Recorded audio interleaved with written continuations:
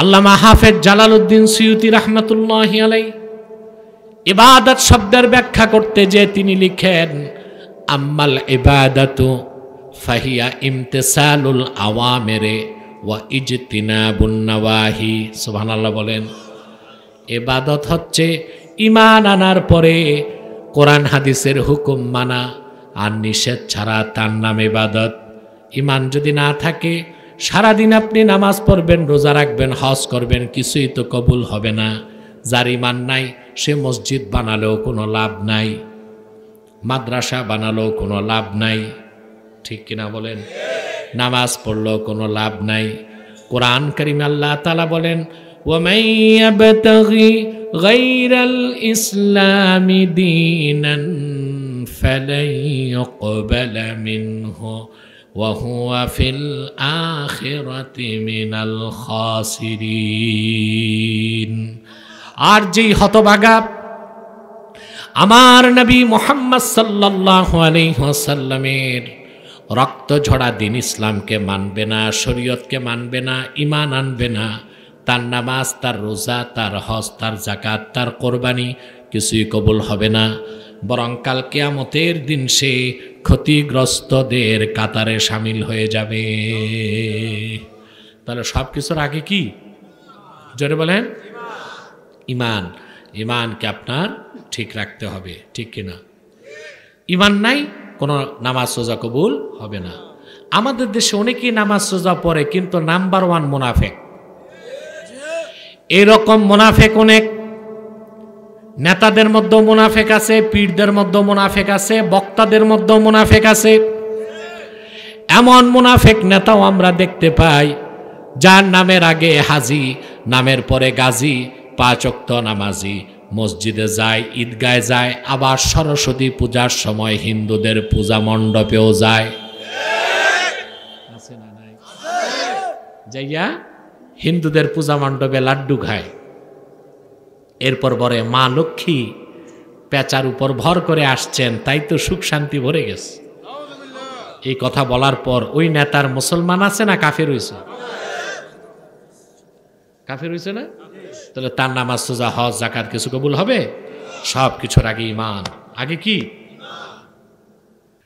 আসুন আমরা আজকে তেলাওয়াত করেছি সূরা বনী ইসরাইল থেকে 23 নম্বর আয়াত।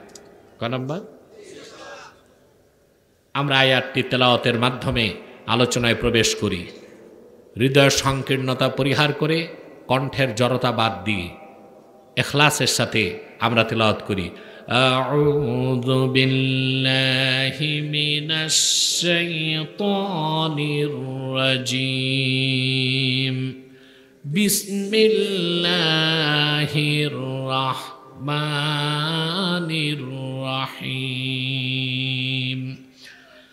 وقضى ربك ألا تعبدوا إلا إياه وبالوالدين إحسانا إما يبلغن عندك الكبر أحدهما أو كلاهما فلا تقل لهما أف ولا تنهرهما وقل لهما قولا كريما।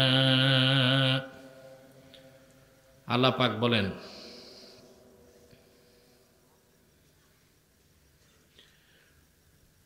ওয়াকাদা রাব্বুক, আয় আমার রাব্বুক, আপনার রব আদেশ করেছেন, হুকুম করেছেন। কি হুকুম করেছেন?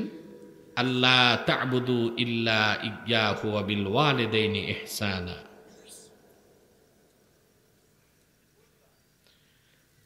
আল্লাহর নির্দেশ এটাই যে তোমরা আল্লাহ ছাড়া অন্য কারো ইবাদত করবে না। ইবাদত হবে কার? একমাত্র তোমরা ইবাদত করবে আল্লাহর। অবিল ওয়ালিদাইনি ইহসানা, আর এটাও আল্লাহর আদেশ যে তোমরা পিতামাতার সাথে সদাচরণ করবে, উত্তম ব্যবহার করবে। কথা বুঝতেছেন? ব্যবহারটা কি রকম হবে আল্লাহ বলে দিয়েছেন, ইম্মা ইয়াবলুগান্না ইনদাকাল কিবারা আহাদুহুমা আও কিলাহুমা ফালা তাকুল লাহুমা উফফিন ওয়ালা তানহারহুমা وقل لهما قولا كريما। পিতা বা মাতা বা উভয়ে যদি বার্ধক্যে উপনীত হয়, ব্যবহারে আচরণে এমন কিছু করো না, বিরক্ত হয়ে তাদের সাথে উফ শব্দটুকুনো উচ্চারণ করো না। সুবহানাল্লাহ। এবং তাদেরকে ধমক দিও না, গালিগালাজ করো না, দুর্ব্যবহার করো না। ওয়াকুল্লাহুমা কাওলান কারীমা, তাদের সাথে সম্মানজনক বাক্যে কথা বলো। সুবহানাল্লাহ। কার নির্দেশ? ওয়াখফিদ লাহুমা জানাহাদ যুল্লি মিনার রাহমাতি ওয়া কুর রাব্বিরহামহুমা কামা রাব্বায়ানি সগীরা। তাদের জন্য দয়ার হাতকে লম্বা করে দাও, তাদের প্রতি দয়া পরবশ হও, তাদের সাথে বিনয়ের সাথে তাদের সাথে আচরণ দেখাও। সুবহানাল্লাহ বলে। রহমতের ডানাকে তাদের জন্য প্রসারিত করে দাও। সুবহানাল্লাহ বলে। এবং তাদের জন্য আল্লাহর কাছে দোয়া করো। কি দোয়া? ওয়াকুর রাব্বিরহামহুমা কামা রাব্বায়ানি সগীরা। আয় আল্লাহ, আমার পিতামাতার উপর তুমি রহম করো, দয়া করো, যেভাবে, কেননা তারা আমাদেরকে লালন পালন করেছে বাল্যকালে, তার বিনিময় হিসেবে তাদের প্রতি তুমি রহম করো। বলেন সুবহানাল্লাহ। এই যে দুটো আয়াত সূরা বনী ইসরাইল 23 এবং 24, এই দুটো আয়াতের উপর আমল করলে, বিশ্বাস রাখলে, জীবন গঠন করলে আমাদের ইহকাল হবে সুন্দর, পরকালে পাবো জান্নাত। ব্যক্তি জীবন, সমাজ জীবন, রাষ্ট্র জীবন হবে অত্যন্ত সুন্দর, পরিমার্জিত, সুশৃঙ্খল। আমরা পাবো সুখের সংসার, আমরা পাবো শান্তির পরিবার, আমরা পাবো একটা কল্যাণ রাষ্ট্র, পরকালে পাবে জান্নাত। বলেন সুবহানাল্লাহ। শুধু এই দুইটা আয়াতের উপর আমল যদি আমরা করতে পারি, সুবহানাল্লাহ বলেন। আরে ভাই, আল্লাহর ওলি হতে মাত্র 4টা জিনিস লাগে। কটা জিনিস? আল্লাহর ওলিকে, যে মুত্তাকি সেই তো আল্লাহর ওলি। আরে কথা বলেন, আরে কথা তো বলো। আল্লাহর ওলিকে, যে মুত্তাকি। আল্লাহর ওলি হতে বংশ লাগে? আল্লাহ রাব্বুল আলামিন বলেন, আলা ইন্না আউলিয়া আল্লাহি লা খাউফুন আলাইহিম ওয়ালা হুম ইয়াহজানুন। সাবধান, জেনে রেখো, যারা আল্লাহর ওয়ালি তাদের কোনো ভয় নাই, তাদের কোনো চিন্তা নাই। তারা কারা? আল্লাহ নিজে বলে দিয়েছেন, আল্লাযীনা আমানু ওয়া কানু ইয়াত্তাকুন। যারা ঈমান এনেছে আর মুত্তাকি হয়ে গেছে। বলেন সুবহানাল্লাহ। তা আল্লাহর ওলি কারা? মুত্তাকিরা। আল্লাহর ওলি কারা? এখন মুত্তাকি হইতে মাত্র 4টা কাজ লাগে। কয়টা? কয়টা? মাত্র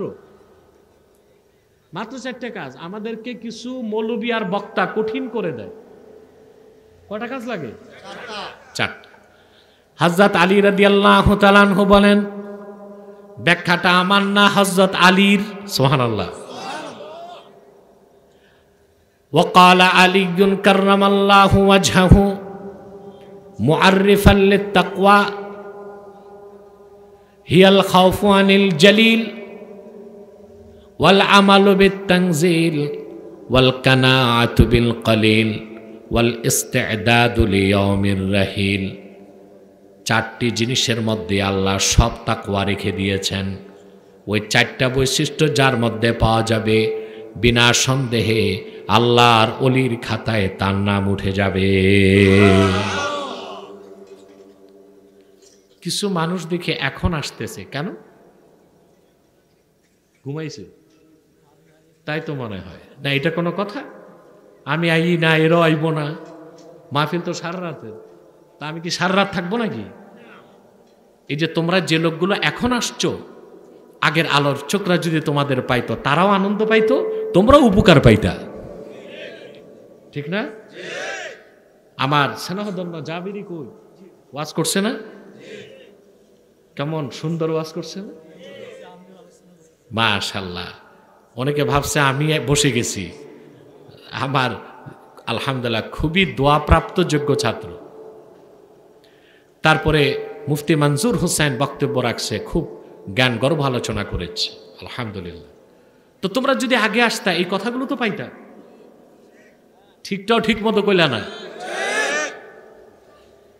আর তারাও আনন্দ পাইতো, ঠিক না? যাক, যা লস হয়েছে হয়েছে, এবার আগামীতে আর লস খাইও না, তাও ঠিক কয় না। কয়টা জিনিস থাকলে মুত্তাকি হওয়া যায়? ঈমান আনার পরে সুবহানাল্লাহ যদি 4টা বিষয় তোমার মধ্যে চলে আসে, মনে রেখো আল্লাহর ওলির খাতায় তোমার নাম উঠে যাবে। এটা আমার কথা নয়, হযরত আলীর কথা। তাকওয়ার ব্যাখ্যা করতে যে তিনি বলেন, তাকওয়া কি? হিয়াল খাউফু আনিল জালিল, মহান আল্লাহর ভয় অন্তরে পোষণ করা। ওয়াল আমালু বিত্তানজিল, কোরআন ভিত্তিক জীবন গঠন করা। 3 নাম্বার হচ্ছে ওয়াল কানাআতু বিল কালিল, অল্পে তুষ্ট থাকা। 4 নাম্বার ওয়াল ইস্তিআদাদু লিয়াউমির রাহিল, যেদিন পরকালে গমন সেই দিনের প্রস্তুতি গ্রহণ। সুবহানাল্লাহ। আরে ভাই, মাহফিলটারে কবরস্থান বানায়ও না। আমি কি কবরস্থানে না মাহফিলে? ভাবসাব তো তা লাগতেছে না। যা আসো তাই বলো না কথা, তাতেই তো মাহফিলটা প্রাণবন্ত হয়ে যায়। আলহামদুলিল্লাহ। তো কয়টা কাজ? আল্লাহর ওলি হইতে 4টা জিনিস লাগে। এর মধ্যে একটি হচ্ছে ওয়াল আমালু বিত্তানজিল, কোরআন ভিত্তিক জীবন গঠন। বলে যায় মুসলমান, সূরা বানী ইসরাইলের 23 এবং 24 দুটা আয়াত যদি তুমি মানতে পারো, 2টি আয়াতের আলোকে যদি জীবন গঠন করতে পারো, তোমার ইহকালে পাবার সুখ, পরিবারে পাবার সুখ শান্তি, সমাজে পাবা নিরাপত্তা, রাষ্ট্র হবে কল্যাণ রাষ্ট্র, পরকালে পাবা নাজাত এবং জান্নাত। এই জন্যই তো কষ্ট করে মাহফিলে আসি, কথা কয় না? আর যেগুলো বিরিয়ানির জন্য আসে ওগুলো আসে না, ওগুলো আসবে ফজরে, ঠিক না? কিন্তু তোমরা যারা আসছো, এই যে বৃষ্টির পরেও আসছে, বৃষ্টি তো আর গরমের বৃষ্টি না, শীতকালের বৃষ্টি, কথা বলেন। বাঙালি নগদ কিছু পাইলে গুলি খাইতে প্রস্তুত, আর যদি নগদ না পায় কিন্তু বড় প্রাপ্তি থাকে, বৃষ্টি দেখলে ভয় পায়, মনে করে অ্যাসিড পড়তেছে। কিন্তু আলহামদুলিল্লাহ কোরআন প্রেমিক মানুষগুলো বৃষ্টির মধ্যে এসেছে, শীতের মধ্যে বসে আছে। তাহলে আমরা সূরা বানী ইসরাইলের 2টা আয়াতের আমল করব। আল্লাহ পাক বলেন, ওয়াকাদা রাব্বুকা আল্লা তা'বুদু ইল্লা ইয়্যাহু ওয়া বিল ওয়ালিদাইনি ইহসানা। আল্লাহ হুকুম করেছেন মানুষেরা ইবাদত করবে আল্লাহর। কার ইবাদত করবে? ইবাদত হবে কার? আর পিতামাতার সাথে সদ্ব্যবহার। পিতামাতার সাথে আমি দেখছি সমাজে এখন 2টা রোগ বেশি, একটা হচ্ছে নেশা, আর একটা হচ্ছে বাপ মার অবাধ্যতা। বেড়ে গেছে একটা নেশা আর একটা বাপ মার। বাংলাদেশে এখন নতুন ফেতনা কিশোর গ্যাং, 14 বছরের ছেলে পিস্তল নিয়ে ঘুরে। এখন তারা আইনের আওতার বাইরে, কারণ আমরা তো ইংরেজদের খেদাইছি কিন্তু তাদের আইন তো বাদ দেই নাই। পৃথিবীর সবচেয়ে নিকৃষ্ট জাতি ইংরেজ জাতির 200 বছরের পুরনো আইন আমরা এখনো মানি। এই জন্য কিশোর গ্যাংদেরকে দমন করা যায় না। ওরা মানুষ মেরে ফেললেও ফাঁসি নাই, বয়স 18 হয় নাই। কত নোংরা আইন আমরা। আহা, 1500 বছর আগে আল্লাহ আমাদেরকে আইন দিলেন কোরআন শরীফে, সে আইন বাদ দিয়া আমরা কিনা দুনিয়ার সবচেয়ে অসভ্য নিকৃষ্ট জাতি ইংরেজদের আইন মানতেছি। ইংরেজরা যে নিকৃষ্ট জাতি, পৃথিবীর সব অশান্তির আগুন ধরাইছে ইংরেজরা, এটা মানেন কিনা? কেমনে? আমি তো ব্যাখ্যা দিই নাই, তো মানলেন কেমনে? আমি একটু ব্যাখ্যা দিই। দেখেন, এই উপমহাদেশে শাসন করত মুসলমানরা, মুঘলরা। হ্যাঁ, কুখ্যাত ইংরেজরা ব্যবসা করতে এসে চোরের দল আমাদের শাসন ক্ষমতায় হাত দিছে। সিরাজউদ্দৌলাকে হত্যা করল, বাংলার স্বাধীনতা নিয়ে নিল, তারপর ধীরে ধীরে মোগলদের কাছ থেকে দেশ নিয়ে নিল, পুরা হিন্দুস্তান তাদের হাতে চলে গেল, প্রায় 200 বছর শাসন করল। সম্পদ কি পরিমাণ লুটপাট করছে তার পরিমাণ জানো? 200 বছরে সব তো মুসলমানের সম্পদ। রাষ্ট্র তো হিন্দুদের ছিল না, ছিল মুসলমানের, ঠিক কিনা? যা সম্পদ চুরি করেছে ইংরেজরা উপমহাদেশে মুসলমানদের সম্পদ, তার বর্তমান বাজার মূল্য 30 ট্রিলিয়নের চেয়ে বেশি। বিলিয়ন না, 1000 বিলিয়নে 1 ট্রিলিয়ন, যার বর্তমান বাজার মূল্য 30 ট্রিলিয়নের চেয়ে বেশি। দিল্লির রাজপ্রাসাদ থেকে, দিল্লির লালকেল্লা থেকে, কুতুব মিনার থেকে, তাজমহল থেকে, আমার ঢাকা থেকে, সোনারগাঁও থেকে কম টাকা চুরি করছে, কম সম্পদ চুরি করছে। ইংরেজরা কি করতো? ইতিহাস পড়ো। সমুদ্রে চুরি করতো আর ডাকাতি করতো। আমাদের মুসলমানের সম্পদ চুরি করেই তারা ধনী হয়েছে ইংরেজরা, ব্রিটিশ, ঠিক কিনা? তারপরে ওদের চেয়ে বর্বর জাতি পৃথিবীতে নাই। পৃথিবীর সেরা শাড়ি তৈরি হতো নারায়ণগঞ্জের রূপগঞ্জে। কোথায়? জামদানি শাড়ি। এখন যেটা দেখেন, আছে কই জামদানি? আগে ছিল মসলিনের কাপড়, রেশম গুটি থেকে শাড়ি বানানো হইত। সর্বনিম্ন শাড়িটার দাম বর্তমান বাজারে হবে 3 লাখ টাকা। কত? এ ইংরেজ এগুলো হারামজাদা না, তার চোখ খারাপ। সমস্ত বাংলাদেশের এ শাড়ি যারা বানাইতো, মসলিন শাড়ি, তাদের হাত কেটে দিছে। ওখানে আওয়াজ বন্ধ করো না, না তো আমি মাইক ছেড়ে নেমে যাব। কারা ওগুলো? কারা? কমিটিতে কেউ নাই? আরে নাই তো, যুবকরা যাও না 3-4 জন, আওয়াজগুলো বন্ধ করো না। এই বেয়াদবগুলো আসে কেন মাহফিলে? বেয়াদবি বেশি করলে তো আল্লাহ জবান বন্ধ করে দিবেন। হয় মাহফিলে বসাও, নয় দূরে সরাও, আমাকে ডিস্টার্ব করা যাবে না। আমি খুবই অসুস্থ, খুবই ক্লান্ত, এখন ডিস্টার্ব করলে বিরক্ত লাগবে আমার। কথা বুঝছেন না? আমাকে ধৈর্যের সাথে কথা বলতে দেন। প্রতি বছর এসে কষ্টটা করি আমি। মাওলানা কি করেন আপনি এগুলো? 10 জন যুবক রাখতে পারেন না, যারা ঘুরবে চারপাশে, আওয়াজ টাওয়াজ বন্ধ করবে।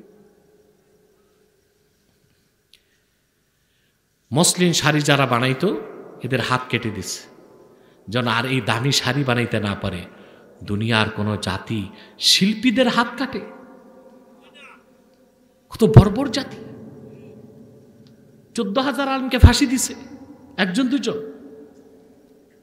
তারপরে এই ইংরেজ চোরের জাতি দেশ নিল আমাদের কাছ থেকে, 47-এ বিরাট অংশ দিয়ে গেল হিন্দুদের হাতে। এটা কি জাস্টিস না ইনজাস্টিস? বিচার না অবিচার? তারপর মুসলমানদের পিঠা খাইয়া ভাগছে। কিন্তু উপমহাদেশের নির্বোধ মুসলমান যতটুক পাইছে পশ্চিম পাকিস্তান, পূর্ব পাকিস্তান, এখন পূর্ব পাকিস্তান নাই, বাংলাদেশ। মুসলিমদের তো উচিত ছিল ইংরেজদের সাথে সাথে তাদের আইনটাও ঝাড়ু দিয়া সাফ করে দেওয়া। কথা বলেন, সে আইন ধরে বসে আছে। এগুলো বললে আমরা মৌলবাদী, জঙ্গিবাদী, প্রতিক্রিয়াশীল। সমস্যা কি বেটা? দেশই তো মৌলবাদীর। মৌলবাদীকে every practising Muslim is fundamentalist. কোরআন হাদিসে বিশ্বাসী প্রত্যেক মুসলমান তো মৌলবাদী। মৌলবাদী বাদ দিলে বেটা দেশ পাবি নাকি? যেগুলো মৌলবাদীদের বিরোধিতা করে শাহরিয়ার কবিরের মতো কাফের নাস্তিক কয়টা আছে? তার চেয়ে বেশি বাংলাদেশে পেতিকুত্তা আছে। এই দেশ যে মৌলবাদীদের গালি দাও, দেশ বানাইছে সেই মৌলবাদীরা, সংখ্যায় বেশি মৌলবাদীরা। তবে মৌলবাদী আর উগ্রবাদী এক জিনিস নয়। এগুলোর ব্যাপক ব্যাখ্যা পাবেন ওই মুরগি চোরা হারছিল আমার সাথে যে ডিবেটে, ওই ডিবেটে ইনশাল্লাহ। কথা বুঝতেছেন? বলছিলাম বাংলাদেশে এখন সমস্যা কিশোর গ্যাং। এটারে বাড়িতেও রাখা যায় না, জেলেও দেওয়া যায় না। আইনের ত্রুটির ফাঁক হলো ইংরেজদের পচা আইন। ঠিকটাও ঠিক মতো কইলা না? কিশোর গ্যাং সমস্যা বেড়ে গেছে। ঘরে ঘরে যুবকরা নেশা করে। যেই ঘরে একটা ইয়াবাখোর বা গাঁজাখোর আছে, ওই পরিবার ধ্বংস করতে আর শত্রু লাগে না। লাগে? মাশাআল্লাহ, আসো আসো, বসে যাও, চুপচাপ বসে যাও ফাঁকে জোকে। এগুলো সব ঘুম থেকে উঠে উঠে আসতেছে। আল্লাহ কবুল করুন, মঞ্জুর করুন। কথা শুনতেছ? আমি আস্তে আস্তে আজকে বলতেছি, কারণ খুবই ক্লান্ত। আস্তে বললে বুঝবাও ভালো, ঠিক না? আর এই যুবকরা, দুঃখের কথা বলি কার কাছে? তোমরা দেখো 2024, আমি তো দেখি 2100। ভবিষ্যৎ খুবই অন্ধকার। যুবকরা, তোমরা যদি আল্লাহর দ্বীন কায়েমের জন্য কোরবানি হতে প্রস্তুত না হও, দেশটা স্পেনের মতো, ফিলিপাইনের মতো একটা বেদিনের রাষ্ট্র হবে। এগিয়ে আসতে হবে তোমাদের। তোমাদের ভাই এই আহ্বানটাই করে তোমাদের সারা দেশ ঘুরে। তাহলে একটা সমস্যা কিশোর গ্যাং, একটা সমস্যা নেশা, ঠিক কিনা? আরেক বড় সমস্যা, যেটা নেশা করে না, কিশোর গ্যাঙ্গ না, ছেলেটা ভালো কিন্তু পিতামাতার অবাধ্য। এই ক্রাইসিসগুলো বাংলাদেশে আছে না নাই? বরুরাতেও আছে, কম কম, বেশি বেশি। তাহলে আসো সমাধানটা জেনে নিই। হ্যাঁ, আল্লাহ রাব্বুল আলামিন সূরা বনী ইসরাঈলের 23 নম্বর আয়াতের মধ্যে বলেছেন, আল্লাহ রাব্বুল আলামিন ইবাদতকে বান্দাদের উপর ফরজ করে দিয়েছেন। কথাটি বোঝার জন্য আমি একটা ভূমিকা টানি। কথা বলেন। আল্লাহ আমাদের সৃষ্টি করেছেন, শখের সৃষ্টি আমরা, বড়ই ভালোবেসে মহব্বত করে আমাদের তৈরি করেছেন আল্লাহ নিজের জন্য, আর সব কিছু তৈরি করেছেন আমাদের জন্যে।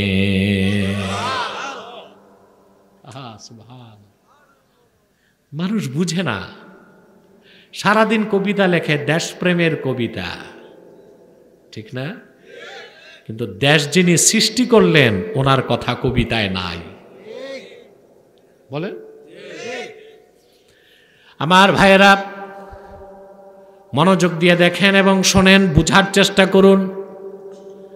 আল্লাহ আমাদের তৈরি করেছেন নিজের জন্য, আর সব বানাইছেন আমাদের জন্য। তিনি বলেছেন, ওয়াসাখখারা লাকুম মা ফিল আরদি জামিআ।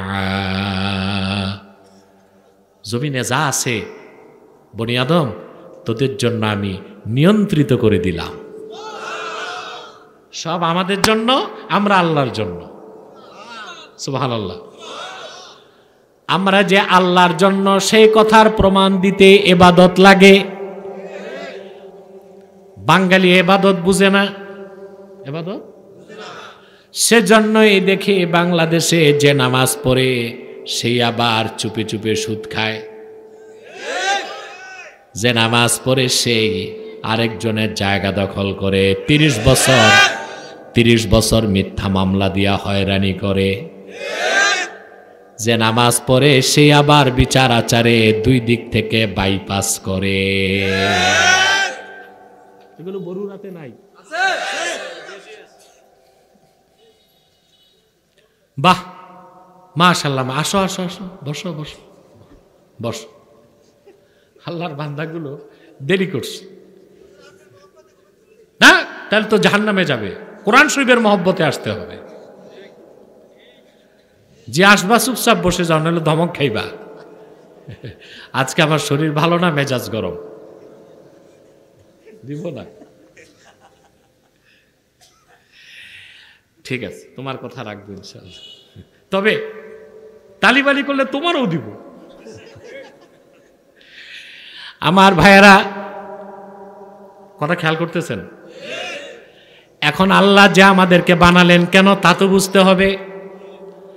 আমরা হচ্ছে আল্লাহর বান্দা, আমাদের উপর হক হচ্ছে আল্লাহর ইবাদত করব, আর আল্লাহর উপর হক হচ্ছে আমাদেরকে তিনি জান্নাত দিয়ে দিবেন। বিনিময়টা 2 দিক না? কথা বলে না। আমরা দিব ইবাদতের নজরানা, আল্লাহ দিবেন জান্নাতের নজরানা। যখন বিনিময় 2 দিক হয়, ওইটারে কয় ব্যবসা। কি বলে? ব্যবসা। ব্যবসা কোনটা? ব্যবসার সংজ্ঞাই হচ্ছে ইসলামী অর্থনীতিতে মুবাদালাতুশ শাইই বিশাই। মুবাদালাতুশ শাইই বিশাই, অর্থাৎ একদিকে থাকবে ক্রেতা, একদিকে বিক্রেতা। সুবহানাল্লাহ। আমাদের ব্যবসা, আমাদের মালিক আল্লাহর সাথে। সুবহানাল্লাহ কইবেন না? অথচ কাফের, মুশরিক, নাস্তিক আর ভণ্ড রাজনীতিবিদরা আমাদেরকে গালি দেয় আমরা নাকি ধর্ম ব্যবসায়ী। না না, আমরা ধর্ম ব্যবসায়ী না, আমরা ব্যবসা করি আল্লাহর সাথে, আমরা জান্নাতের ব্যবসায়ী।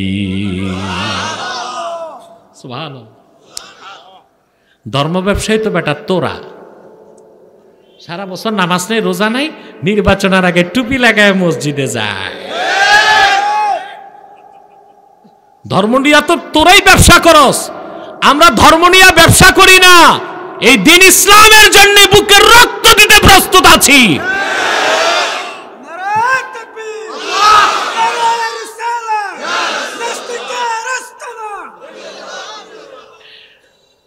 তাহলে ব্যবসা আমাদের কার সাথে? ব্যবসা মানে 2 দিক। ব্যবসা মানে 2 দিকে বিনিময় থাকতে হয়। সুবহানাল্লাহ।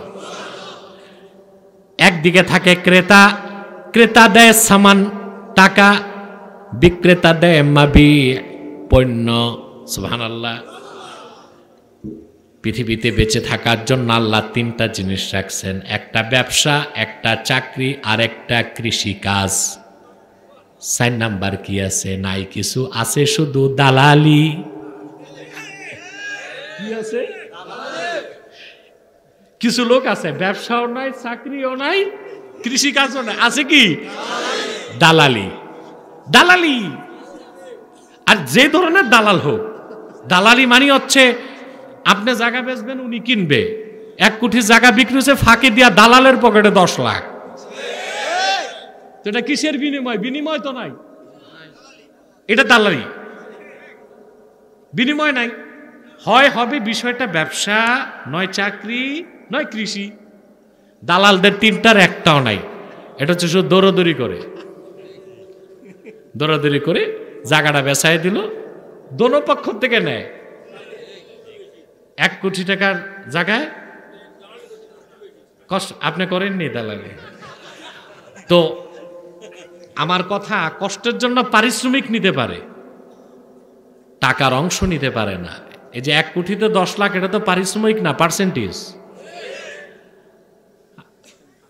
হ্যাঁ, যেটাই হোক, এটা হচ্ছে আমি জানি না ওনার পূর্বপুরুষ নোয়াখালীর কিনা, প্যাচ একটা দেওয়ার চেষ্টা করছিল। তো আমাদের দেশে নোয়াখালীর লোকের একটু প্যাচ বেশি, বুঝলেন, একটু বেশি প্যাচ। ওই নোয়াখালীতে এই এক বক্তা গেছে ওয়াজ করতে, বক্তা তো না তক্তা, ওয়াজ তো জানে না, যে একটা কাহিনী শুরু করছে। তো ভাই সব, এই আপনার এক দেশে একটা গাছ আছে, এই গাছের পাতা পানিতে যদি যায় ওটা কুমির হয়, আর যদি ডাঙ্গায় যায় তাহলে এটা বাঘ হয়, বুঝলেন। তো নোয়াখালী একটা তারাকে, হুজুর আর কদ্দুর হরস নস, কই কি কয়, হাতা কদ্দুর হানিত হচ্ছে, কদ্দুর হ্যাকে হচ্ছে, এটা কিতা হইব।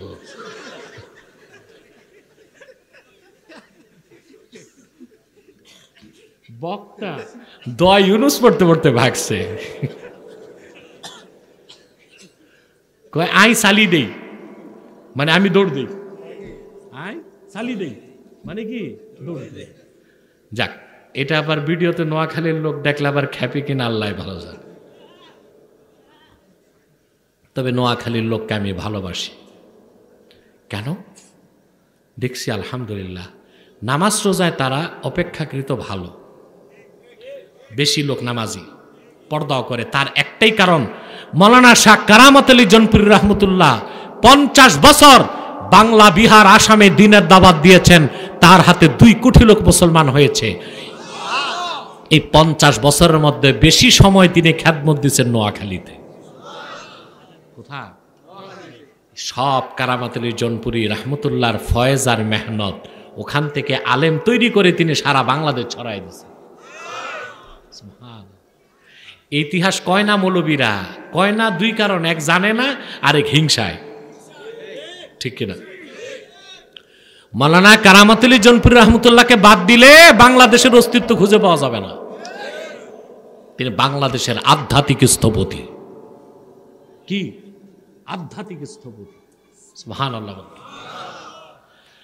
আমার ভাইয়েরা, তাহলে ব্যবসা কয় দিক হয়? মুমিনের ব্যবসা আল্লাহর সঙ্গে, কার সাথে? আল্লাহ পাক বলেন, ইয়া আইয়ুহাল্লাযীনা আমানু হাল আদুল্লুকুম আলা তিজারাতিন তুনজিকুম মিন আযাবিন আলীম তু'মিনুনা বিল্লাহি ওয়া রাসূলিহি وتجاهدون في سبيل الله بأموالكم وأنفسكم ذلكم خير لكم إن كنتم تعلمون। আল্লাহ রাব্বুল আলামিন বলেন, মুমিনগণ, বিশ্বাসীগণ, আমি কি তোমাদের এমন একটা ব্যবসার কথা বলবো নাকি, যে ব্যবসা তোমাদেরকে জাহান্নামের আগুন থেকে চিরকালের জন্য বাঁচায় দিবে? সেটা কি? তোমরা ঈমান আনবে আল্লাহর উপর, ঈমান আনবে মুহাম্মদ সাল্লাল্লাহু আলাইহি সাল্লামের উপর, এবং জান এবং মাল দিয়ে আল্লাহর দ্বীনের পথে জিহাদ করবে। সুবহানাল্লাহ। এটা ব্যবসার পুঁজি, ব্যবসার পুঁজি। সুবহানাল্লাহ। তার প্রথমটাই হচ্ছে ঈমান। প্রথমটা কি? ঈমান। সুবহানাল্লাহ, সুবহানাল্লাহ, সুবহানাল্লাহ। এবার আসেন আর একটা কথা, ব্যবসার মধ্যে লাভ লস থাকতে হয়, ঠিক কিনা? যেই ব্যবসায় লাভ নাই, লাভ আছে লস নাই, ওইটা তো ব্যবসা না, সুদ। সুদ না? আমাদের দেশে এখন ব্যাপক আকার ধারণ করছে সুদ।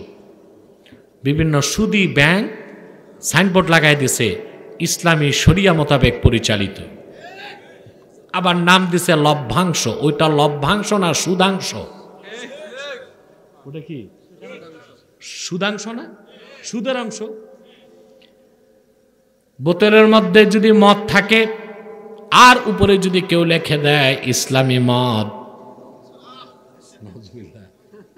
ওটা খাওয়া কি হালাল হবে নাকি? ইসলামী রাষ্ট্র ছাড়া, ইসলামী ব্যাংকিং ছাড়া সুদমুক্ত ব্যাংকিং তো সম্ভব নয়। আপনাকে লাভ ও লস থাকলেই ওইটা ব্যবসা। তা আমরা যে আল্লাহ তাআলার সাথে ব্যবসার কথা, আল্লাহ যে ব্যবসার কথা বলেছেন, এই ব্যবসা তো লাভ লস আছে, লাভ লস আছে। আল্লাহ রাব্বুল আলামিন বলেন ওয়াল আসরি ইন্নাল ইনসানা লাফি খুসর ইল্লাল্লাযীনা আমানু ওয়া আমিলুস সালিহাতি ওয়া তাওয়াসাউ বিল হাক্কি ওয়া তাওয়াসাউ বিস সবর। আল্লাহ পাক বলেন, কসম, শপথ আসরের, নিশ্চয়ই মানুষ ক্ষতির মধ্যে নিপতিত। এখানে প্রশ্ন হচ্ছে কারা ক্ষতিগ্রস্ত? প্রশ্ন আসে না? এখানে আরবি ব্যাকরণের একটা নিয়ম বলে দিচ্ছি। এখানে আল্লাহ বলেছেন ইন্নাল ইনসানা লাফি খুসর। এই ইনসানের আলিফ লামটা অধিক সংখ্যক মুফাসসির বলেছেন লিল ইস্তেগরাক, আর ইমাম মাহমুদ আলুসি বলেছেন আলিফ লাম লিল ইস্তেগরাকও ধরা যাবে, লিল জিন্স ধরা যাবে। যদি লিল ইস্তেগরাক ধরি তাহলে সব মানুষ ক্ষতিগ্রস্ত না, একটা দল ক্ষতিগ্রস্ত। আর যদি লিল জিন্স ধরি তাহলে সব মানুষকে বোঝায় ক্ষতিগ্রস্ত। এই ব্যাখ্যাটা নিলেও বলা যায় আসলেই তো সব মানুষ ক্ষতিগ্রস্ত, কিন্তু মুমিনের ক্ষতি আর কাফেরের ক্ষতি তো এক হইতে পারে না। পারে? পারে? যেমন আপনার 10 লাখ টাকার পুঁজি। কত টাকা? 10 লাখ আপনি ব্যবসা করেন, প্রতিদিন আপনার নেট প্রফিট আসে 1000 টাকা। কত? ধরুন 1000। মাস গেলে আসে 30,000। পুঁজি কত? লাভ কত মাসে? ঘটনাচক্রে 3 দিন হয়েছে হরতাল। হরতাল মানে যা সব কিছু তাল নষ্ট করে, ওটার নাম কি এটা জানেন? আপনারা তো আমার চেয়ে ভালো বাংলা জানেন। হরতাল কোন দেশি শব্দ জানেন? গুজরাটি। এটা গুজরাটি শব্দ হরতাল, যা সব কিছু তাল নষ্ট করে। একটি রাষ্ট্রকে দাঁড়িয়ে থাকতে 4টা জিনিস লাগে: এক্সপোর্ট, ইম্পোর্ট, ট্রান্সপোর্ট, প্রোডাকশন। আমদানি, রপ্তানি, উৎপাদন, বিপণন। কয়টা? হরতাল দিলে এই 4টা জিনিসের তাল নষ্ট হয়। তো হরতাল হয়েছে 10 লাখ টাকার পুঁজি, মাস শেষে দেখছেন 3 দিন হরতালে দোকান বন্ধ ছিল, 27,000 লাভ পাইছেন। ক্ষতি হয়েছে না? কত?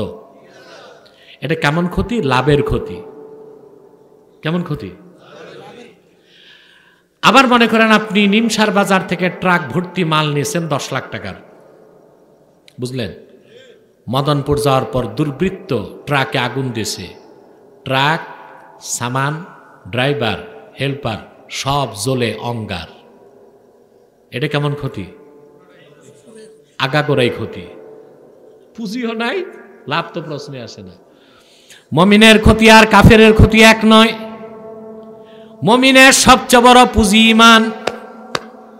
সুবহানাল্লাহ। ঈমান থাকার পর তার যদি লাভ নাও থাকে, ক্ষতি হবে তার এতটুকু, সে জাহান্নামে যাবে, আবার শাস্তি পেয়ে জান্নাত পাবে। আর কাফের যে তার চালান নাই, তার পুঁজি নাই, তার আগাগোড়াই ক্ষতি, চিরকালের জন্য সে জাহান্নামের বাসিন্দা হবে। বুঝতে পারছেন? তাহলে মুমিনের ক্ষতি আর কাফেরের ক্ষতি কখনো এক হবে না। এই জন্য ব্যবসা আমাদের কার সাথে? আমার ভাইয়েরা, সেই জন্য আল্লাহ রাব্বুল আলামিন, তিনি আমাদের রব, আমরা তার বান্দা। আমাদের উপর তিনি হক বানায় দিয়েছেন, আমরা তার ইবাদত করব। সুবহানাল্লাহ বলেন। অপরদিকে আল্লাহ নিজের জন্য ওনার উপর কেউ হক চাপায় দিতে পারে না। নিজের উপর হক বানায় নিয়েছেন, তিনি বান্দাদেরকে জান্নাত দিবেন। তাহলে বড় একটা শ্বাস নিয়ে বলেন, আমরা ইবাদত করব কার? আরো জোরে কার? আরো জোরে কার? আল্লাহর ইবাদতে কাউকে শরীক করা যাবে না। এবার আসেন, আমি আরেকটা আলোচনায় চলে গেলাম এই আয়াতের ব্যাখ্যায়। ইবাদত কাকে বলে? অনেকগুলো সংজ্ঞা আছে, বিস্তারিত যারা জানতে চান তারা 21 নম্বর আয়াতের তাফসীর আমি যা করেছি তা দেখবেন, আছে মিডিয়াতে, আব্বাসী টিভিতেও আছে। আজকে একটা সংজ্ঞাই দেই। আল্লামা হাফেজ জালালউদ্দিন সুয়ুতী রাহমাতুল্লাহি আলাইহি ইবাদত শব্দের ব্যাখ্যা করতে যে তিনি লিখেন, আম্মাল ইবাদাতু ফাহিয়া ইমতিসালুল আওয়ামিরি ওয়া ইজতিনাবুন নাওয়াহি। সুবহানাল্লাহ বলেন। ইবাদত হচ্ছে ঈমান আনার পরে কোরআন হাদিসের হুকুম মানা আর নিষেধ ছাড়া, তার নাম ইবাদত। ঈমান যদি না থাকে, সারাদিন আপনি নামাজ পড়বেন, রোজা রাখবেন, হজ করবেন, কিছুই তো কবুল হবে না। যার ঈমান নাই সে মসজিদ বানালেও কোনো লাভ নাই, মাদ্রাসা বানালেও কোনো লাভ নাই, ঠিক কিনা বলেন? নামাজ পড়লেও কোনো লাভ নাই। কোরআন কারীমে আল্লাহ তাআলা বলেন, وَمَن يَبْتَغِي غَيْرَ الْإِسْلَامِ دِينًا فَلَن يُقْبَلَ مِنْهُ وَهُوَ فِي الْآخِرَةِ مِنَ الْخَاسِرِينَ। আর যেই হতভাগা আমার নবী মুহাম্মদ সাল্লাল্লাহু আলাইহি ওয়াসাল্লামের রক্ত ঝরা দিন ইসলামকে মানবে না, শরীয়তকে মানবে না, ঈমান আনবে না, তার নামাজ, তার রোজা, তার হজ, তার যাকাত, তার কোরবানি কিছুই কবুল হবে না। বরং কাল কিয়ামতের দিন সে ক্ষতিগ্রস্তদের কাতারে শামিল হয়ে যাবে। তাহলে সব কিছুর আগে কি? জোরে বলেন, ঈমান। ঈমানকে আপনার ঠিক রাখতে হবে, ঠিক কিনা? ঈমান নাই, কোনো নামাজ রোজা কবুল হবে না। আমাদের দেশে অনেকেই নামাজ রোজা পড়ে, কিন্তু নাম্বার 1 মুনাফিক। এরকম মুনাফিক অনেক, নেতাদের মধ্যেও মুনাফিক আছে, পীরদের মধ্যেও মুনাফিক আছে, বক্তাদের মধ্যেও মুনাফিক আছে। এমন মুনাফিক নেতাও আমরা দেখতে পাই, যার নামের আগে হাজি, নামের পরে গাজী, 5 ওয়াক্ত নামাজি, মসজিদে যায়, ঈদগায় যায়, আবার সরস্বতী পূজার সময় হিন্দুদের পূজা মণ্ডপেও যায়। আছে না নাই? যাইয়া হিন্দুদের পূজা মণ্ডপে লাড্ডু খায়। এরপর বলে মা লক্ষ্মী পেঁচার উপর ভর করে আসছেন, তাই তো সুখ শান্তি ভরে গেছে। এই কথা বলার পর ওই নেতার মুসলমান আছে না কাফের হইছে? কাফের হইছে না? তাহলে তার নামাজ রোজা হজ যাকাত কিছু কবুল হবে? সব কিছুর আগে ঈমান। আগে কি? চুপ। সব কিছুর আগে ঈমান। ঈমানের পর আপনি যখন হুকুমগুলো মানবেন, নিষেধগুলো ছাড়বেন, ওইটার নাম ইবাদত। ওই ইবাদতে 3টা শর্ত থাকতে হবে। কয়টা? খুব ভালো করে বুঝেন, খুব ভালো করে বুঝেন। ইবাদতের প্রথম শর্ত হচ্ছে ইবাদত হতে হবে শিরিক মুক্ত। আল্লাহর ইবাদতে কাউকে শরিক করা যাবে না। বাংলাদেশে এমন অনেক ভণ্ড পীর আছে যারা নামাজ পড়তে যে নামাজে আল্লাহর নামের সঙ্গে পীরের নাম জপে। আছে না নাই? ওইটা কি আলেম না জালেম? মুসলমান না মুশরিক? কারণ লা তাদউ মা আল্লাহি ইলাহান আখার, আল্লাহর সঙ্গে অন্য কাউকে ইলাহ হিসেবে ডেকো না। এটা শিরকে আজিম, শিরকে আজিম। এই বেদাতি ভণ্ড পীরগুলোর মধ্যে আর হিন্দু ব্রাহ্মণদের মধ্যে পার্থক্য কি? ওগুলো মুশরিক, এগুলো মুশরিক। নীতিগত দিক দিয়ে এগুলো মুশরিক, ওগুলো মুশরিক। দেখেন না, নামাজে যে পীরের ধ্যান করে, আবার বরুরাতে শুনি এক ভণ্ড পীর আছে, এটা সেজদায় যায় পীরের নাম জপে। এটা কি মুসলমান না কাফের? ওই মৌলবী কাফের, সেজদায় যায় আল্লাহর নাম বাদ দিয়া পীরের নাম জপে। শিরক, মুশরিক, কাফের। বলবেন সুবহানাল্লাহিল আলা, অন্তর বলবেন ইয়াসান পরিশা ইয়াসান। নাউযুবিল্লাহ মিন যালিক। শিরক। এরকম ভণ্ড ইমামের পিছনে নামাজ পড়া জায়েজ নয়। কমিটির উপর দায়িত্ব হচ্ছে তাকে জুতা পেটা করে মসজিদ থেকে বের করে দাও। আমার কাছে ফতুয়া গেছে 2 বছর আগে তার ব্যাপারে, আমি লিখিত ফতুয়া দিছি, আসছে। আমি বলেছি এইরকম শিখি মৌলবীর সাথে বসতে তো আমার ছাত্রই যথেষ্ট। তারিখ যখন ঠিক হয়েছে, মৌলবীর আর খবর নাই। কমিটির হাত পাও ধরে চাকরি ঠিকাইছে, বেটা চাকরি ঠিকাইলি ঠিক, কিন্তু জাহান্নাম তোর জন্য ওয়াজিব করলি, তওবা করা উচিত ছিল। কি করা উচিত ছিল? তাহলে ইবাদত হতে হবে শিরক মুক্ত। কি হবে?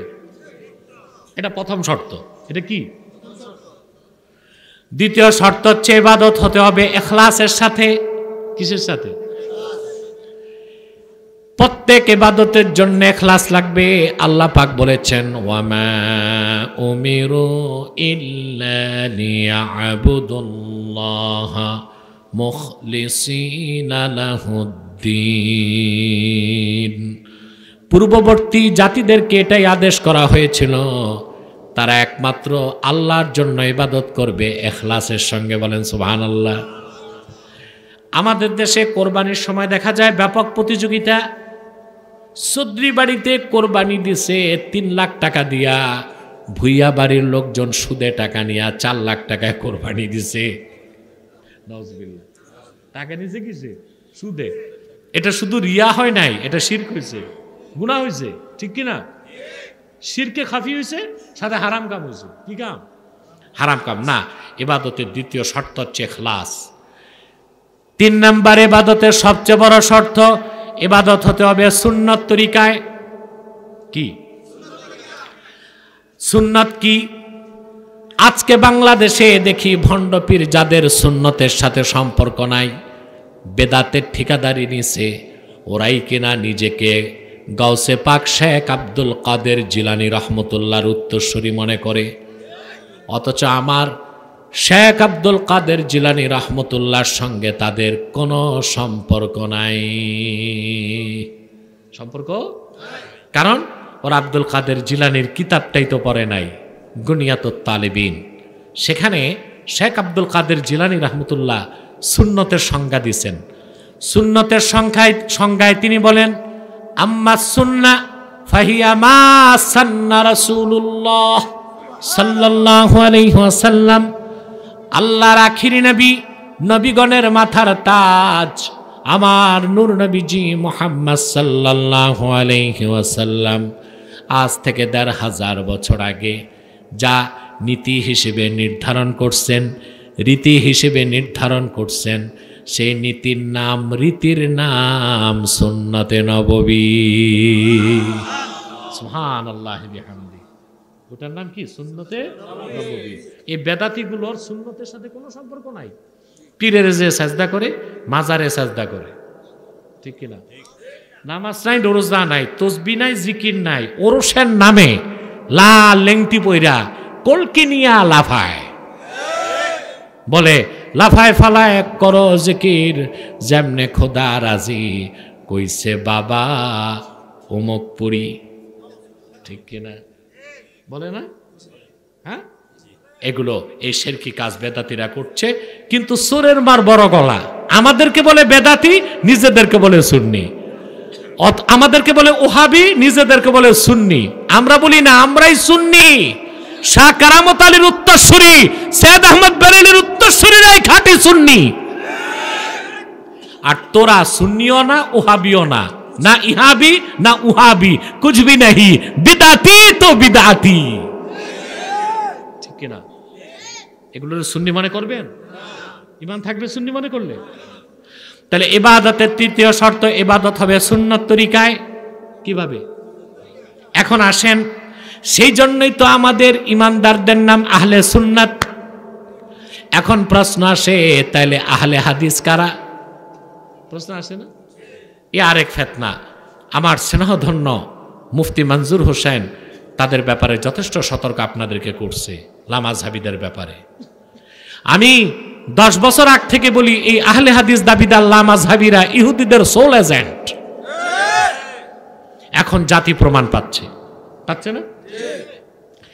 আমার ভাইয়েরা, এখন প্রশ্ন হচ্ছে, তাহলে আমরা আহলে সুন্নত লেখি, আহলে হাদিস কেন বলি না? প্রশ্ন আসে না? এটার ব্যাখ্যা হচ্ছে, ইন্না বাইনাল হাদিসি ওয়াস সুন্নতি ওয়াজহাল উমুমি ওয়াল খুসুস। হাদিস এবং সুন্নতের মধ্যে আম ও খাসের সম্পর্ক আছে। প্রত্যেকটা সুন্নতি হাদিস, কিন্তু প্রত্যেকটা হাদিস সুন্নত নয়। কথা বুঝেন?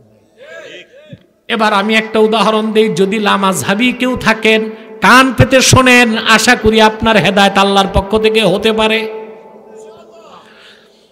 বুখারী শরীফের হাদিস, হযরতে আব্দুল্লাহ ইবনে ওমর রাদিয়াল্লাহু হযরতে আব্দুল্লাহ ইবনে ওমর রাদিয়াল্লাহু তাআলা আনহু তিনি বর্ণনা করেছেন, তার থেকে বর্ণনা করছে নাফে। বর্ণনাটা বুখারীতে এসছে। ইসলামের সূচনা লগ্নে আল্লাহর হাবিব মুহাম্মদ সাল্লাল্লাহু আলাইহি ওয়াসাল্লাম সাহাবায়ে কেরামকে নির্দেশ করেছিলেন তারা যেন প্রত্যেক নামাজে হাত বাঁধার সময়, রুকুতে যাওয়ার আগে, রুকু থেকে উঠার পরে সেজদায় যাওয়ার আগে যেন বারবার হাত তুলে, যারে বলি আমরা রফিয়া দাইন। হাদিসটা বুখারীতে আছে। প্রশ্ন হলো আমরা হানাফিরা কেন করি না? হাদিস তো সহিহ, বুখারী শরীফে আছে, সহিহ বুখারীতে আছে, জি অধ্যায় আছে।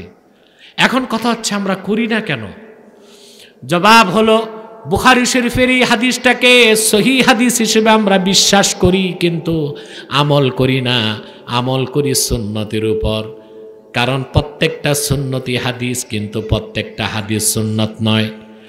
আমরা যে হাদিসটা আমল করি, রফিয়া দেন করি না, ওই হাদিসটা বর্ণনা করেছেন আব্দুল্লাহ বিন আব্বাস রাদিয়াল্লাহু তাআলা আনহুমা। আর হাদিসটি বর্ণনা করেছেন ইমাম বুখারীর উস্তাদ আহমদ ইবনে হাম্বল তার মুসনাদ নামক হাদিসের সংকলনে। মুসনাদ ইমাম আহমদ ইবনে হাম্বল 40 খণ্ডে বের হয় তাহকিকের সাথে। সেখানে হাদিসটি এসেছে আব্দুল্লাহ বিন আব্বাস থেকে। হাদিসটি উমদাতুল কারি শারহু সহিহুল বুখারীতে এসেছে। হাদিসটি সুনান তিরমিজিতেও আছে, অসংখ্য হাদিসের কিতাবে এসেছে। আব্দুল্লাহ ইবনে আব্বাস বলেন, বর্ণনা করেন, ওয়ান আব্দুল্লাহ ইবনে আব্বাস রাদিয়াল্লাহু তাআলা আনহুমা আন্নাহু ক্বাল আশারাতুন মান শাহিদা লাহুম রাসূলুল্লাহ সাল্লাল্লাহু আলাইহি ওয়াসাল্লাম আল জান্নাতা মা কানু ইয়ারফাউনা আইদিয়াহুম ইল্লা ফি ইফতিতাহিস সালাহ। হযরতে আব্দুল্লাহ বিন আব্বাস বর্ণনা করেন, এমন 10 জন সাহাবী যাদের প্রত্যেককে আল্লাহর হাবিব সাল্লাল্লাহু আলাইহি ওয়াসাল্লাম দুনিয়াতে জান্নাতের খোঁজ খবর দিয়েছেন। এমন 10 জন আশারায়ে মুবাশশারার পিছনে আমি আব্দুল্লাহ বিন আব্বাস নামাজ পড়েছি। কোনদিন তাদেরকে তাকবীর তাহরিমায় একবার হাত তোলা ছাড়া দ্বিতীয়বার হাত তুলতে দেখি নাই। হাদিসটি মুসনাদে আসছে। বর্ণনা সংকলন করছেন, রিওয়ায়াত করছেন আহমদ বিন হাম্বল, যিনি বুখারীর উস্তাদ। আর বুখারী সংকলন করছেন বুখারী শরীফে রাফুল ইয়াদাইন। আর আমরা করি আদামু রাফিল ইয়াদাইন। দোনোটাই হাদিস, দোনোটাই সহিহ, কিন্তু একটা নাসেখ, একটা মানসুখ। বুখারীতে যে রিওয়ায়াত আসছে হাদিস সহিহ বিশ্বাস করি, মানসুখ হবার কারণে আমল করি না। আর মুসনাদে যেটা এসেছে আহমদ বিন হাম্বলের মুসনাদে, ওইটা হাদিস এবং সুন্নাত, ওটা নাসেখ হিসেবে আমরা আমল করি, হাদিস হিসেবে বিশ্বাস করি, সুন্নত হিসেবে আমল করি। আমি কি বুঝাইতে পারলাম? টাইম কত দেখো তো? 1 ঘন্টা 10 মিনিট হয়ে গেছে। অসুস্থ অবস্থায় আমি আলোচনা করতেছি। 1 ঘন্টা 10 মিনিট, আর 10টা মিনিট কষ্ট দিব তোমাদের। 10টা মিনিট কষ্ট দিব না, আজকে না, আজকে আর জরুরি কিছু কথা বলি। যা দাঁড়ায় আছো বসো না, বসে যাও বাবা, ওখানেই বসো। তাহলে ইবাদতে কয়টা শর্ত লাগবে? 3টা। ইবাদত হতে হবে শিরক মুক্ত, ইবাদত হতে হবে ইখলাসের সঙ্গে, ইবাদত হতে হবে সুন্নত তরিকায়। এই ইবাদত আমরা করব, জোরে বলেন করব তো ইনশাআল্লাহ। তারপরে আল্লাহ রাব্বুল আলামিন বলেন ওয়াবিল ওয়ালিদাইনি ইহসানা, পিতামাতার সাথে সদাচরণের হুকুম আল্লাহ করছেন। সুবহানাল্লাহ। একদিকে করলেন নিজের ইবাদতের কথা হুকুম করলেন, আরেকদিকে পিতামাতার সেবার কথা বললেন। এর থেকে বোঝা যায় পিতামাতার সেবা করাটাও আল্লাহর ইবাদত, ঠিক কিনা? আল্লাহর হুকুম মেনে পিতামাতার সেবা করাটাও আল্লাহর ইবাদতের অন্তর্ভুক্ত হয় কিনা বলেন? ঘুমাচ্ছেন? কে কে ঘুমান? একটু হাত উঠান তো।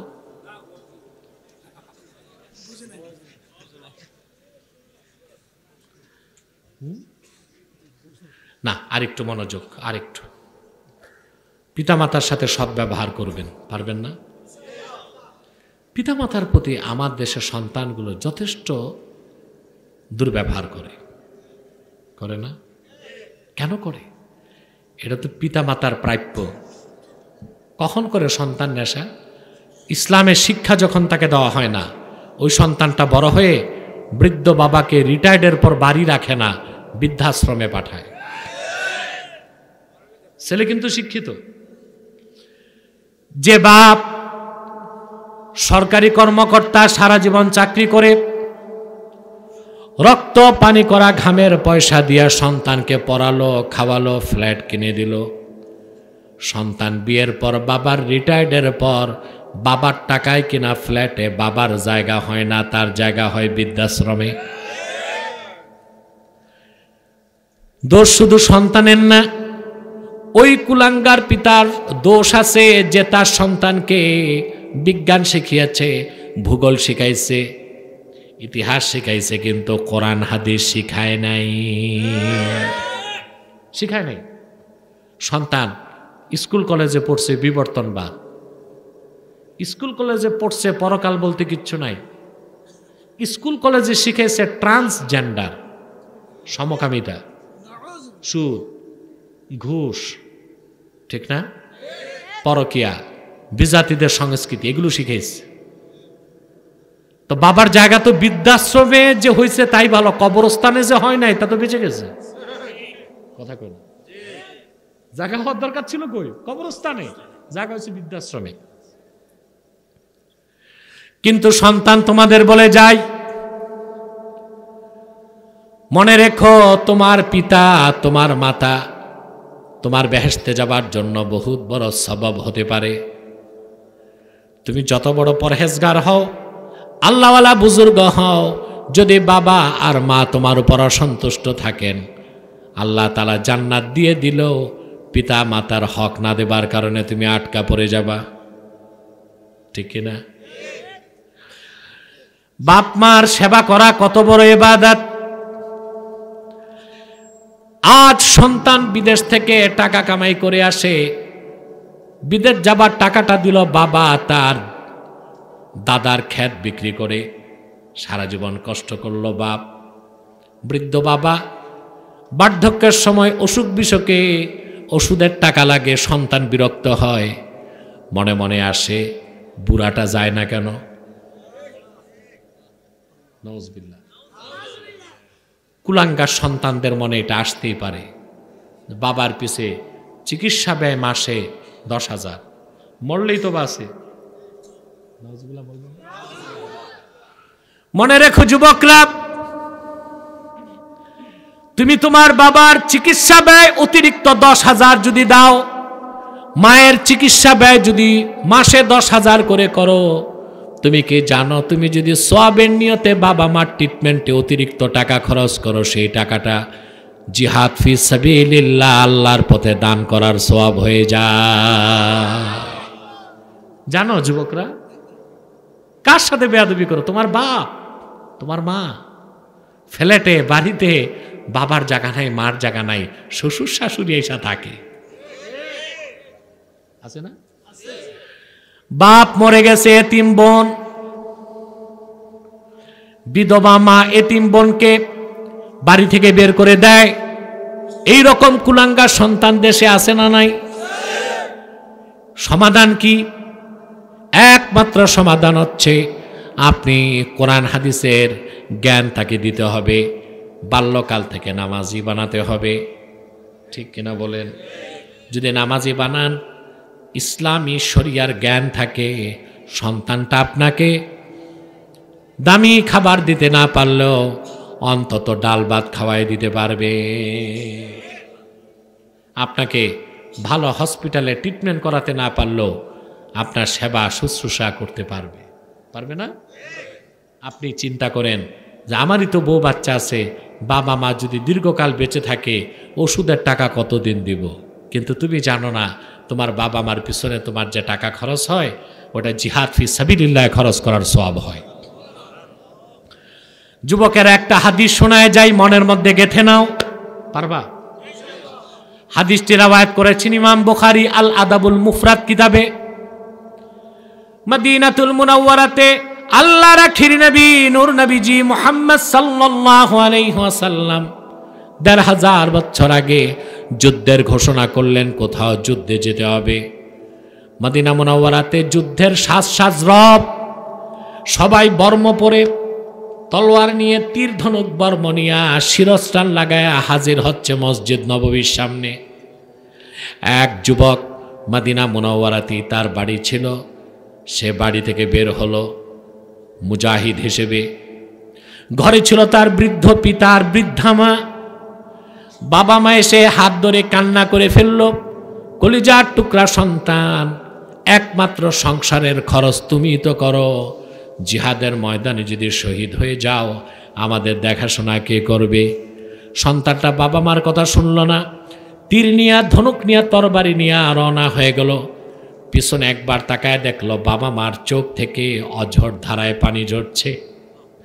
আল্লাহর হাবিবের কদমে যখন যুবকটি হাজির হয়ে গেল, সে বলল, ইয়া রাসূলুল্লাহ, ইয়া হাবিবাল্লাহ, বাড়িতে আমার বাবা মার একটাই সন্তান আমি, আর কেউ নাই তাদের দেখাশোনার জন্য, কিন্তু আপনি জিহাদের হুকুম করেছেন, আমি ঘর ছেড়ে চলে এসেছি। পেছন ফিরে তাকা একবার দেখেছিলাম বাবা মা দুজনেই কান্না করছেন। আল্লাহর হাবিব বললেন, ইরজি ইলাইহিমা ফাআদহিকহুমা কামা আবকাইতাহুমা, যাও বাড়ি ফিরে যাও যুবক, যেভাবে বাবা মার চোখে কান্নার পানি, যেভাবে বাবা মার চোখে পানি এনেছো, যেভাবে বাবাকে মাকে কান্না করিয়েছ, সেভাবে তাদের মুখে হাসি ফুটায় আসো। যুবক ভাইরা, যদি বাবা বেঁচে থাকে এটা তোমার চালান, মা বেঁচে থাকলে এটা তোমার চালান, ঠিক কিনা বলেন? খেদমত করে যাও, সেবা দিয়ে যাও, আল্লাহ এটা ফরজ করে দিয়েছেন। ওয়াকাদা রাব্বুকা আল্লা তা'বুদু ইল্লা ইয়্যাহু ওয়া বিল ওয়ালিদাইনি ইহসানা, তাদের সাথে সদাচরণ করা, উত্তম আচরণ করা, ভালো ব্যবহার করাকে আল্লাহ ফরজ করে দিয়েছেন। ভালো ব্যবহার করবেন। ওয়াকুল্লাহুমা কাওলান কারীমা, তাদের সাথে অত্যন্ত সম্মানজনক বাক্যে কথা বলো। আজ যুবকগুলো ধ্বংস হয়ে যাচ্ছে, কিশোর গ্যাঙ্গে যাচ্ছে, নেশা করে। কারণ কি? দায়ী তো আপনারা। বড় হয়ে যে পিটায় না সন্তান, এই তো ভাগ্য আপনাদের। সন্তানদের জন্য যা বলার বললাম, এখন আপনাদের ব্যাপারে বলছি। সন্তান থেকে ভালো আচরণ যদি পেতে চান, সম্মান চান, সন্তান আপনাকে সম্মান শ্রদ্ধা করবে যদি চান, সন্তানকেও তো মানুষ হিসেবে গড়ে তুলতে হবে। তা তো করেন না। কি করেন আপনারা? 4 বছর বয়স হইলে কিন্ডার গার্ডেনে পাঠায়। এগুলো এখন গ্রামেও চলে আসছে কিন্ডার গার্ডেন। ক্লাস শুরু হয় ভোর 6টায়, আর তখন হচ্ছে বাংলাদেশে মক্তবে পড়ার সময়। আমি বলি, কিন্ডার গার্ডেনগুলোর মাধ্যমে মক্তবগুলো বন্ধ হচ্ছে। আমরা মক্তবগুলো চালু করে কিন্ডার গার্ডেনের সময়গুলো পরিবর্তন করব। ওই সময়টা তো মসজিদে যাওয়ার। কোথায় যাওয়া? এখন মসজিদে যাবে কেমন করে? সন্তান তো যায় কিন্ডার গার্ডেনে। কোথায় যায়? 4 বছরের বাচ্চা দেয় কিন্ডার গার্ডেনে। বেকুফ, পশ্চিমারা যা শিখায় তাই শিখো। 4 বছরের বাচ্চা তো স্কুলে দেওয়া যায় না। ওয়ার্ল্ড ক্লাস এডুকেশন ইন স্ট্যান্ডার্ডিটি, বিশ্বমানের শিক্ষা ব্যবস্থা বলে 6 বছরের আগে বাচ্চাকে স্কুলে দেওয়াই উচিত না। হ্যাঁ, কারণ 4 বছরে যে বাচ্চা ভোরে উঠে স্কুলে যাবে, ওর তো ঘুম হইল না, ওর তো এখন ঘুম দরকার। কি দরকার? আল্লাহ তাআলা নিজেই যেখানে নামাজের মতো কাজ ফরজ করলেন, বালেগ হবার পরে মেয়েরা বালেগ হয় সর্বনিম্ন 9 বছর বয়স থেকে, ছেলেরা হয় 12 থেকে। 9 কিংবা 12 বছর আর আগে ছেলে মেয়ের যেখানে নামাজ নাই, ঘুম থেকে উঠায় ছোট বাচ্চাটারে স্কুলে যেতে বাধ্য করো 4 বছর বয়সে। এটা তো সন্তানকে ধ্বংস করা ছাড়া আর কিছু নয়। ঠিক কিনা বলেন? হ্যাঁ, সকালবেলা উঠায়া, আপনি জানেন মেডিকেল সায়েন্সের মতে জন্মের পর বাচ্চার বয়স 6 মাস হওয়ার আগ পর্যন্ত তাকে 22 ঘন্টা ঘুমাতে হবে। কত ঘন্টা? জন্মের পর থেকে কয় মাস? 6 মাস। কয় ঘন্টা ঘুমাবে? 6 মাস পর থেকে 4 বছর বয়স পর্যন্ত তার গড়ে প্রতি রাতে ঘুম লাগবে 10 ঘন্টা। তারপর থেকে তার রাত সকালে বালেগ হবার আগ পর্যন্ত তার ঘুম লাগবে কমসে কম 8 ঘন্টা। কয় ঘন্টা? তো যেখানে ছোট বাচ্চাটা 4 বছর বয়স, তার ঘুমের কথা 10 ঘন্টা, ও কি ঘুম পায়? কথা বলুন। তাহলে তার ব্রেন সমস্যা হবে। কথা বলেন। তারপর কিন্ডারগার্টেনে নিয়ে যায় কে? বাচ্চারে মা। তো মা যদি স্কুলে যে 6টা থেকে 12টা থাকে, তো সংসার দেখে কে? মহিলারা নষ্ট হয়ে যাচ্ছে কিন্ডারগার্টেনের কারণে। নষ্ট হচ্ছে না? ভোর 4টায় উঠে মা, ফজর নামাজ পড়তে না, সন্তানের নাস্তা বানাইতে। স্বামী ঘুমে, আর উঠে সাজুগুজু করে ঠোঁটে লিপস্টিক লাগায়া স্কুলে যায়। যে একদিকে ছেলে পড়াশোনা করে, আরেকদিকে মহিলারা বসে আড্ডাবাজি করে। ওখানে চলে সারা দুনিয়ার গীবত। তাও কি স্বামীর গীবত? এক মহিলা বিয়ের পর থেকে যত ঝগড়া হয়েছে তার স্বামীর সাথে, সব বলে তার বান্ধবীর কাছে। বান্ধবী বলে, আরে জানেন বোন, আমি আছি আরেক আগুনে। তখন সে বলে তার স্বামীরটা। এর মাধ্যমে মেয়েগুলো পরকীয়াতে লিপ্ত হচ্ছে, পর্দা ছেড়ে দিচ্ছে, সন্তানগুলো মেধা শূন্য হয়ে যাচ্ছে। অথচ আগের দৃশ্য মনে করেন, আজ থেকে 20 বছর আগে, 25 বছর আগে কি গ্রামে গঞ্জে কি শহরে ফজর নামাজের পর মক্তব চলতো। আমরা দেখতাম কচি কাঁচা বাচ্চাদের মুখে আল্লাহর কোরআনের আওয়াজে আকাশ বাতাস মাতোয়ারা হয়ে যেত। কই গেছে আজ এই সমাজ? বিজাতিরা আমাদের গোড়া থেকে কেটে দিচ্ছে। এই দায়িত্বগুলো যুবকদের নিতে হবে। যুবকরা সামাজিকভাবে পঞ্চায়েতকে বাধ্য করো, কোন ঘরের সন্তান সকালে কিন্ডারগার্টেন যাবে না, টাইম বদলাও, 10টা থেকে করো।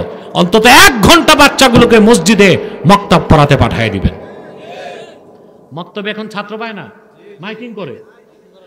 তারপরে কোনো দেখাশোনাও তো নাই। ইমাম সাবজি ইসলামিক ফাউন্ডেশন থেকে ভাতা পায়, ও তো টাকাই পকেটে নেয়, পড়ায় তো না। পড়াবে কেমনে? সকালে ফজরের উপর তো হাঁটতে হয়, রাতে যে 3টা দাওয়াত খাইছে, চর্বি জমছে, 3 ঘন্টা হাইটা চর্বি গলায়। অথচ তার সময় দেওয়া দরকার ছিল ফজরের পর কোথায়? মক্তবে। মুয়াজ্জিনের কাছে দিয়া এ 3 ঘন্টা হাঁটে, নিমসার বাজার ঘুইরা পান সাবায় আসে, ব্যাট নিয়া বাড়ি দেয়, এই পর পর পর, ব্যাস পড়া হয়ে গেছে। আর ইমাম সাবরা এগুলো ছাড়েন। ফাউন্ডেশন ভাতা দেখ আর না দেখ, বাচ্চাগুলোকে গড়ে তুলেন।